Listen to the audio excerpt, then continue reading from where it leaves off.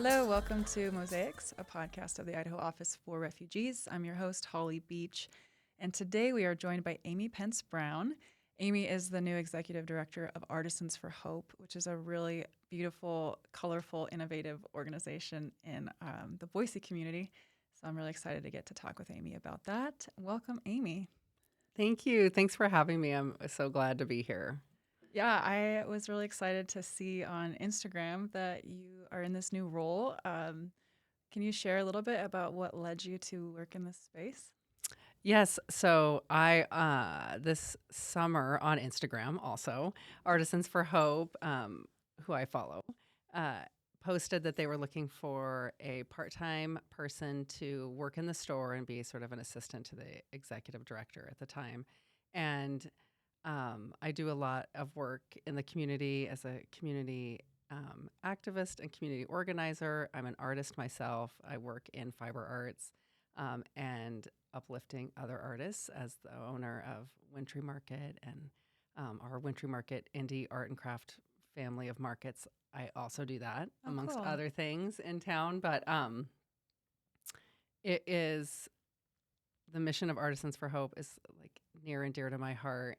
My expertise in working with nonprofits and arts organizations and fabric in particular, and also working with some of the more vulnerable people in our community just felt like the perfect fit for me. So I applied Mm-hmm. for the job, and right away, the executive director at the time, Fran, said, "You're way overqualified for this." And in fact, I am about to retire at the end of this year, at the end of 2025, and I think you'd be a perfect executive director. And I said, "Oh wow, that is a huge honor, and that's very exciting." And can I take this, assistant job first? For a few months, that'll be great sort of training and learning about this organization and step into that role at the beginning of 2026. And so I did both Yeah. of those things. So I've been there, let's see, almost 5 months now, I Okay, guess. that's great. Or Well, 4 months, yes. I feel like I jumped the gun a little bit, assuming that everyone knew what Artisans for Hope was, because I love them. So if anyone doesn't know, can you share what does Artisans for Hope do? Yes. Artisans for Hope started in 2009 with this group of women. I think there were 8 or 9 of them who lived in Boise. And we're in a book club together. And Boise had become significant, resettlement community for refugees from other countries around that same time. One of the 200 resettlement communities in the U.S., as far as I understand it. And they wanted to do something to help welcome these new people to Boise and create community with them and help integrate them into our larger culture. And they also, all of these women, not only were they avid readers in this book club, but they also were all makers and worked in handicrafts like knitting and sewing and quilting. And so they brainstormed this idea to use knitting and handwork to invite refugees in to work together with their hands. So they started with knitting, and it turned out to be such a lovely community for both the volunteer instructors and the refugees, mostly women, but not always. We have all genders and ages of refugees that come and work at Artisans for Hope. We grew and grew and grew. It became wildly popular. We started teaching beginning courses like beginning sewing instruction, and they would graduate, and they still do that 16 years later, and they get their own sewing machine to take home. And we have borrowed spaces and been in people's, office buildings and rented spaces and grown as a little nonprofit over the past decade and a half. And our graduates from our beginning courses can go on to become advanced sewists, and they make all sorts of beautiful things for sale in our shop that is attached to our studio. And the artisans, as we call them, our refugee expert makers, can earn 60% commission off of all of their sales. So it's a nice way for them to gather together and create and learn and connect and earn. And that is, in fact, part of our motto. Yeah, that's so cool to create community that way. I, at the time of recording, we're in the middle of this like crazy long inversion. It's so gray outside. I really miss the sun and blue sky. And I stopped into Artisans for Hope the other day, and it was just like a burst of color and warmth and this like joy and so well organized. And it was really inspiring just to be in that space with, and people weren't working at the time, but you could see the studio with all the sewing machines or where people can cut fabric. It reminded me of being in my grandma's sewing loft when I was a kid. And I would just look through all her beautiful fabrics, and she had all her stuff set up and would make really amazing things. And I can only imagine relocating somewhere strange to you, unfamiliar, and having a space like that to not only go connect with people, but to get to work with your hands, get to sell what you're working on. I think it's a very cool way to build community.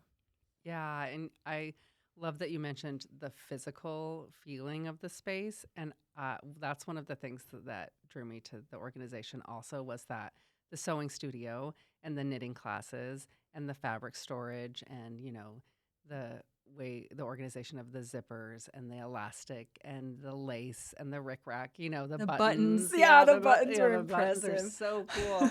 And also the store, and our offices are all in the same tiny little historic building, the arcade building. And I think that really does add to the beauty of it when people come in shopping or donating things or just wandering in off the street because they see our sign and they wonder what Artisans for Hope even means. Um, we give them a tour, we show them around, and it's such a joy to be able to see like the place where things are made, what they're made from, all laid out in front of you. And then also the people who are making it are right there, right next door to the store where you can buy the things. And that's so rare and unique in our sort of mass consumer culture society, I think. Yeah, it is really cool when you have that extra connection. There's a downtown place in Boise, like Idaho Made, I think it's called. And I went there and bought a vase for my mom. And as I'm checking out, the person checking me out was like, "Oh, I made this vase. Here's what inspired me." And I was like, "Really? That was really cool." And then even at Artisans for Hope, when I visited, the artists weren't there, but I bought a couple of bags for my friends. And on the tag, it was very cool. Her name was on there and what country she came from. So you could just kind of feel that little bit of connection with somebody and enjoy their art, the artistic expression that they had. So I thought that was a really special pick me up at a time when I think we really need some community. I mean, it's not just the weather that's gray right now. Like, this is a heavy time for people, especially in the immigration space. Like, there's fear and there's disconnection, and it's just community and continuing to work with joy and create, I think is really going to get us through some hard times. Yeah, I think Artisans for Hope from the beginning was founded on this premise of joy, and there's a lot of resistance and reclamation in joy, really, when you think about it from a lot of perspectives, but also not only art, but marginalized people, and all of those things combined together make it a pretty special place. And the refugees from the beginning and the volunteer instructors and everyone who volunteers with us, because the whole organization, I didn't mention this before, for the most part, is volunteer driven, and the volunteers are the heart of our organization. We have over 50 volunteer instructors, that teach the knitting and sewing and do the fabric sorting and all of that. We have 3 very, very part-time positions. One is mine as the executive director, that are paid minimally because we're, a nonprofit that runs on very little money. But from the beginning, the people have come into the space to use their hands and make something beautiful together. And while we may have language barriers and, totally come from different cultures and different backgrounds and have different histories for sure, it is one thing that we find in common, and we can use our hands to communicate so much with each other. And that's been a really beautiful thing. We do teach by default some basic English language skills, mostly surrounding like needle, thread, scissors, words Yeah. that we're using to make. But so much can be said through just our demeanor and our hands and our feelings. And everyone, the refugees, the volunteers, the staff, myself, come in there with so much gratitude and joy to be there, surrounded by doing something, by beautiful things, like you mentioned, and beautiful fabric and objects, but also making something beautiful, and having it is sort of um, a way to escape in some ways the other parts of your life, the other heavy things that may be going on, especially in our refugees' lives, but in all of our lives, really, here in America right now.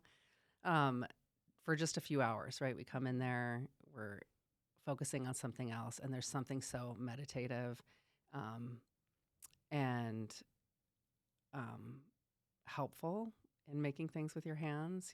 That's been proven over and over by all sorts of medical professionals and mental health professionals also. And it's so true.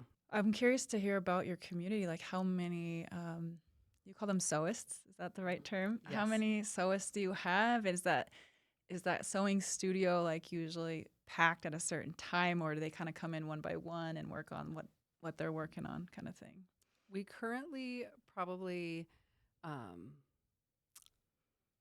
have in our both our advanced sewing and our beginning sewing groups probably about 75 refugee students or artisans. 50 of them are beginner sewists, so we do have a schedule, so that does help keep the number of people at bay, because it is a small space, like you mentioned. So on certain days we have beginning sewing classes, and then certain days we have advanced sewist classes, and so we have about 50 beginner sewists, and then about 25 that are advanced, and they are the ones that make things that they sell in the store. Okay. They're also welcome to come and make things for themselves or their families or friends or their community. Many of them graduate from our beginning class and then use their skills to have home tailoring businesses or get Wow. paid to make things from other people, because we also give them their own sewing machine. I think I mentioned that When they they get to keep, graduate. So cool. when they graduate, so they get to take that home.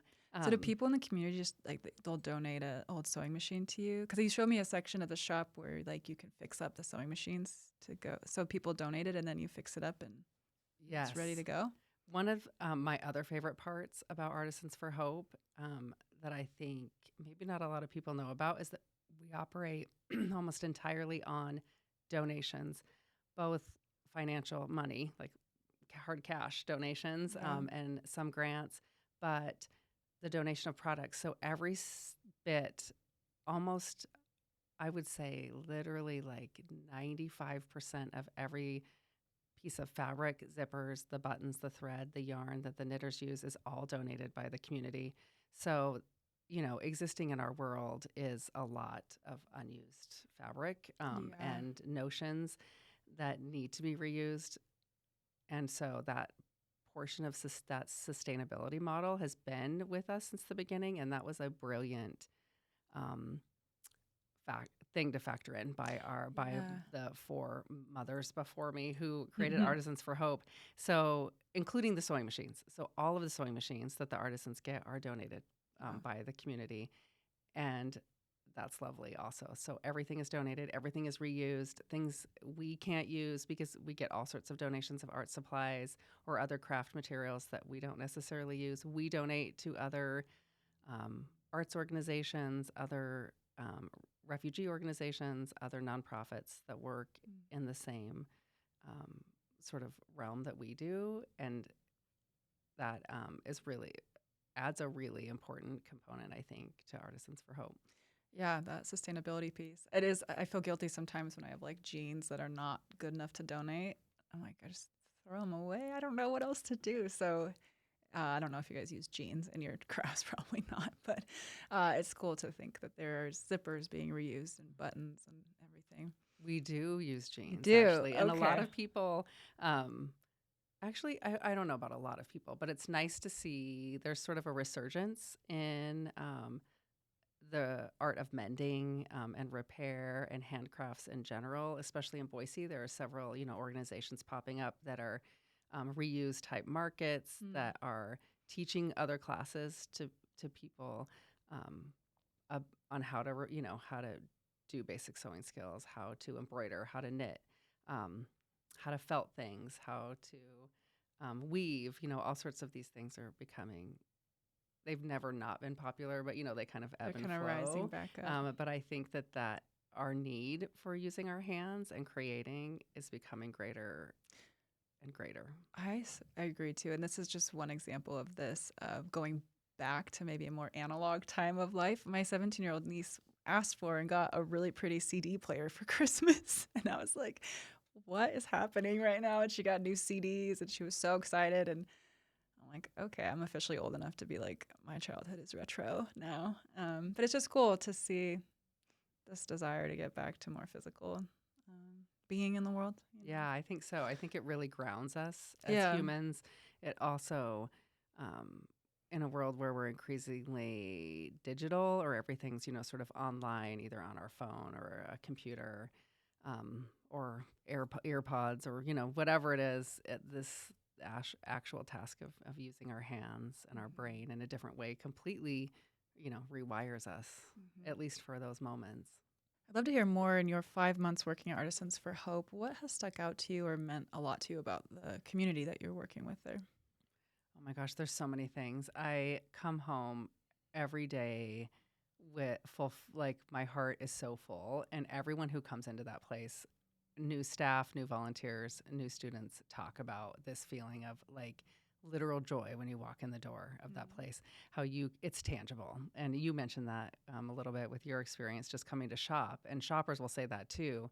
Like there's something about that place that just really fills you up, and I think it is the open-heartedness of everyone who's there, from the refugees who are just open to making friends with other refugees from around the world. They have language barriers, with each other too. Some of them don't. They just met, but they realize they're from the same place. One speaks better English than the other, so they'll translate for each other. They'll make friends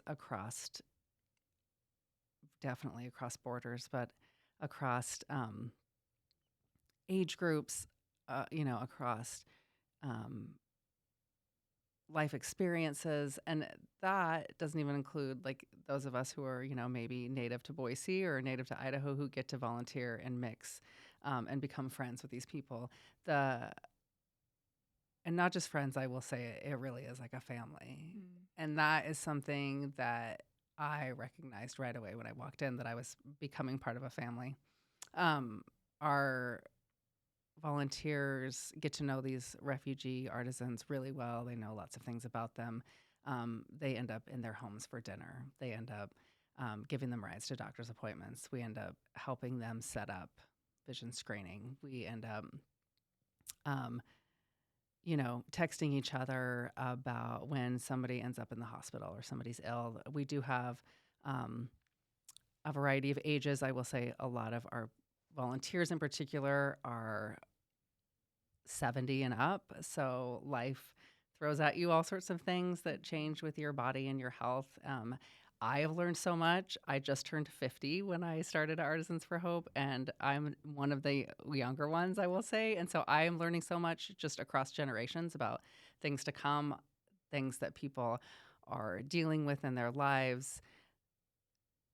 The artisans, when they share things about their families, when they share their food, which is one of my favorite parts. We do a lot of sharing of food. That's great. We have our graduations. I mentioned we have like a little graduation ceremony when somebody graduates from the beginner sewing course, and they get not only their own sewing machine to take home, they get a certificate that we sign. They get a bag of supplies, sewing supplies that we gift them, of really nice sewing supplies, and a bag that says Artisans on it. They show us all their projects. We do a little ceremony, and often they bring food for celebration, and we turn the ironing board. We put a tablecloth on the ironing board. We turn the iron off. They lay out all of this food from their home country in celebration, or our teachers will bake cookies. It's kind of like a buffet. And that has been amazing. They bring us gifts. They're traveling from all over the world, and they'll bring us back food or all sorts of gifts from their homes. They'll make things and bring them to me as gifts. And vice versa. I do the same for them. Things that I know that they like. Our volunteer instructors definitely do the same. We had a holiday potluck recently, in which was like a smorgasbord of Yes. international cuisine, So cool. and it was amazing. And our volunteers too, they come from all over the world and the country. You know, a lot of them are not native Idahoans, but ended up here. And so that is something I've learned. I mean, I have already loved international cuisine, but I get to learn and eat so many things. It's such a joy to walk into and hear all of these languages. Like, you know, we have a lot of artisans from Afghanistan right now, Bhutan, Congo. So the languages, I mean, there's like 5 different languages at any moment being spoke, and I think it's so beautiful. You know, you can just feel it Yeah. reverberating throughout our tiny little space. I like that about my workplace too. Like you can hear different languages, and then whenever we have a potluck, you get to experience something new, like from Ukraine or Iraq, or just the generosity of people to share in that, and then the joy of getting to experience that. It's really special. We did invite an artisan or somebody that in the Artisans for Hope community from a refugee background to come on and share as well. The door is always open. I know the scheduling today didn't quite work out, but the door is always open to hear from them about what it was like, to be able to join that kind of community in a new place. And I'm curious too, do the ones who graduate ever go on to become teachers? Yes, that's a great question. They do. Okay. Some of them just naturally fall into that role when they're in the beginner course, and our instructors will recognize that and say, you would be a great teacher. You have been so helpful. Do you want to come on and be an instructor after? And several of them have said yes. That's so cool. For sure. And most of them come with no sewing skills. We do have some, of course, like all of our refugees here, that come extremely skilled in a variety of areas that they aren't, able to utilize as well in America as they did in their home country, including some people who were already tailors or, owned their own sewing business or sewing company in other countries. Yeah, I think of Veronique, your colleague there, and her daughter, Tara Rita. We have a Mosaics episode with her. So if you want to learn more about Tara and Veronique, it's a really beautiful conversation. But she had, her own business, right? Studied in Switzerland, I think, just a powerhouse in that world. And then life changes and you find yourself resettling in a completely different place. I'm just proud to see what she's done after disappointment and loss. Yeah, Veronique makes beautiful bags for us, by the way. If you want to come in and see the things that she makes, they're very high quality. They're very sought after. We sell a lot of them, and they're very lovely. And then she also does work for us part-time too, and does quality control, so sort of checks. Make sure those zippers are zipping. Yeah, exactly. And I know a lot of our artisans are traveling right now. Some of them don't speak very good English, so they were, hesitant to come on and the podcast and talk. They feel nervous about it, and they are a little more nervous these days, I think, in general, to speak out or be on in a public platform or setting like that. That's definitely very real right now, and I feel sad that people have expressed to me too the joy of being welcomed into a new home and a new community, and then the second guessing that comes when things turn the way they're turning right now. And so I understand, and I want people to be safe and have their privacy and feel comfortable. That's always the top priority, and just know that we are so grateful that they're part of our community and we're part of their community. It's really a mutual gift. For sure. And Artisans for Hope is like the epitome of that, right? Like I just feel like every day we are all saying to each other, like, thank you, so many times a day. when we walk in the door and when we leave, to each other. Just thank you for being here. Thank you for sharing your talents and your time, and your skills and such, a lovely, needed way. And other places have taken note. You mentioned like around the country that has there been interest in the model of Artisans for Hope? Yes, yeah. And I think really since our early days, since our inception, it's such a unique model, that other people are constantly asking us about it. Now, um, with the world being more digital, of course, people can hear about us or follow us on social media from other places. So many of our volunteer instructors and our shoppers are either visiting from other places or are transplants themselves, from other cities that are, just like, no, I don't know any, they'll come from big cities around the US, and we don't have anything like this. I don't know of any, model like this where, refugee artisans are able to take these kinds of classes taught by people in the community, and definitely not for free, right? Like that they get all of this, for free. And I do think that our really like grassroots, scrappy, sustainability model from the beginning has really allowed us to be, um, pretty self-sufficient that Yeah. way, and we are really creative, and that's also the beauty of being scrappy and Yeah. sustainable like that, and using found things, right? A lot of our projects and a lot of what we make comes from the inspiration out of a garbage sack that was just dumped in our hallway full of doll parts, and suddenly we're like, we're gonna make dolls, like we Yeah. have these amazing instructors that are just so, um, creative and Yeah. so skilled that they're like, we can make something with this, like let's do it. And I just pictured like a Barbie doll head sewed onto the I top of know. a bag. Like, No, we have, I'm yeah, sure- we have literal dolls. Like we have Just some kidding. beautiful dolls, some like stuffed animals, stuffies. Oh, I have that, seen those little stuffed animals. Yeah. Like there were tiny Um, sheep. yeah, there's when I some was in crocheted there. sheep that are really, darling. And so I do think that part of it makes it such a unique business model. It doesn't cost a lot, to run it. We also, so people are really drawn to that part of it, and just the beautiful community that we have forged there, and the ability for these, refugee artisans to not only learn a skill and make friends, that we later become family, and make a little money also, while they're doing it, and have a place to come that's really like a community center in a lot of ways, Yeah. once a week, a couple times a week, and then have the store, that sells things. And we go out and do markets too. We have booths at a lot of markets around the area, some wholesale accounts, and we're looking for more. So if any business owners are out there listening that want to sell, a few things from Artisans for Hope in your shop, people love to buy from us. It feels pretty good. I have to say, everyone in my life got holiday gifts from Artisans for Hope, but I do love, like you mentioned, the tag tells you exactly who made it and what country they're from. You know that 60% of your money that you're spending goes directly back to that artisan. The other 40% goes to sustain this really important organization and mission. So I'm just before we wrap up, I'm curious if you have any final words for us. We would love for you, if you're hearing this and you're in the area, please come by. We love to give tours of our space. We love to show people around and, show you what we make.